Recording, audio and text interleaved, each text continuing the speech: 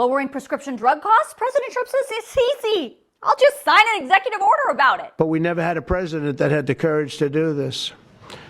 And nobody knew the system like I do. I mean, I've gotten to know this system so well. This morning, President Trump signed an executive order called Delivering Most Favored Nation Prescription Drug Pricing to American Patients at the White House.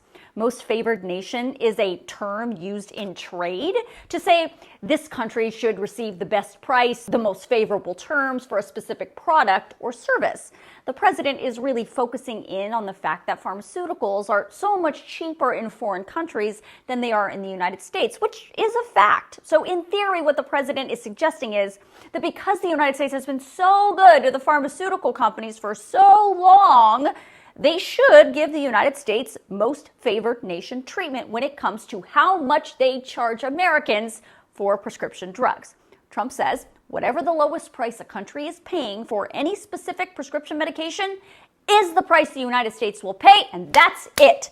Now, that sounds great, right? The problem is it's not that easy. We still live in a capitalist society. The U.S. government cannot force an American company to lower their prices. And the fact is, when President Trump tried to do something very similar to this during his first term, the courts shot it down as unconstitutional. But let's put all that aside for a second and focus on what Trump actually said today about all of this and how he says it's going to save costs for Americans. We'll slash the cost of prescription drugs, and we will bring fairness to America. Drug prices will come down by much more, really, if you think 59. If you think of a drug that is sometimes 10 times more expensive, it's much more than the 59%. You know, it depends on the way you want to analyze it, but in one way you could analyze it that way.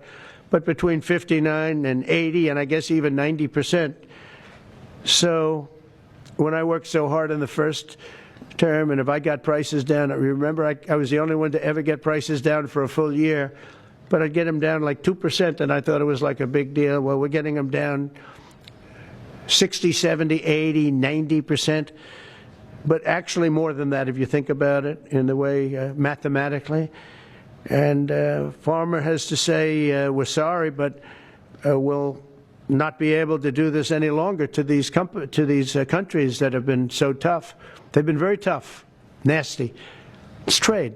It's trade. I don't know what to tell you. That's what he said. I know it's confusing. It was sort of confusing to me, but from what I gather in the context of this entire hour-long press conference, as President Trump sees it, the reason why he believes Americans pay so much more for prescription medication is because he says Big Pharma is caving to foreign countries when those foreign countries take a hard stance on the price they're going to pay for a specific drug. And as a result, Trump believes these pharmaceutical companies pass most of the cost of research and development onto U.S. consumers instead of distributing that price of R&D equally among all the countries that purchase the same medicine. Now, that's Trump's opinion about what's happening. Other people say the problem is actually pharmaceutical companies are just jacking up the price in America to pad their profits in America. Now, that's a debate for another day. So let's put all that aside because honestly, what President Trump said is less important than what he actually put on paper.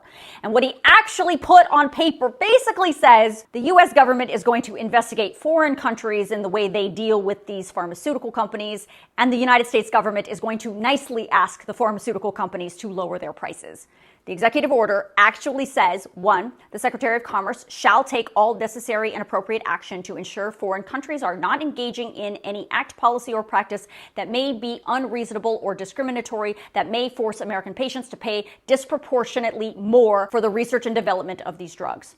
2, it says the Secretary of Health and Human Services shall facilitate direct-to-consumer purchasing from pharmaceutical manufacturers that sell their products to consumers at that most favored nation price. 3, within 30 days, Health and Human Services will communicate most favored nation price targets to pharmaceutical manufacturers. If the pharmaceutical companies decide not to lower their prices, then the executive order says Health and Human Services Secretary RFK Jr. will propose a rule that will force the companies to lower their prices. Secretary Kennedy will also consider certification to Congress to allow importing cheaper prescription drugs from developed nations on a case-by-case basis.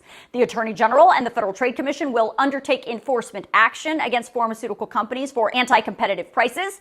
The Secretary of Commerce shall review exports of pharmaceutical drugs that may be fueling the global price discrimination. And lastly, the FDA Commissioner shall review and potentially modify or revoke approvals granted for drugs. So if you want to read this order for yourself, I'm going to email it out to you tonight in my Facts HQ email, so make sure you sign yourself up.